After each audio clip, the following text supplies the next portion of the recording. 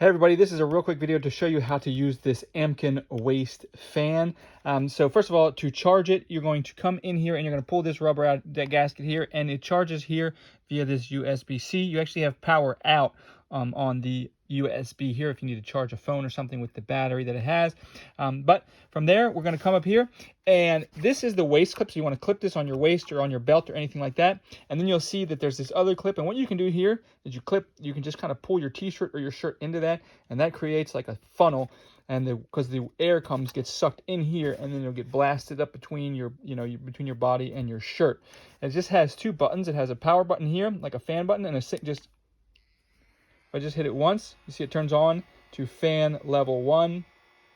Hit it again, and it'll go to level 2, level 3, level 4, level 5, and if I hit it again, it turns off. And it cycles through that. And if whatever level you're on, if you want to just have it like blast as hard as it can, if you just double tap it on,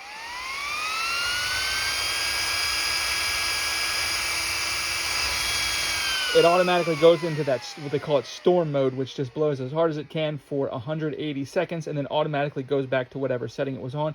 Or if you hit the fan anytime while it's happening, it goes back to whatever setting it was on.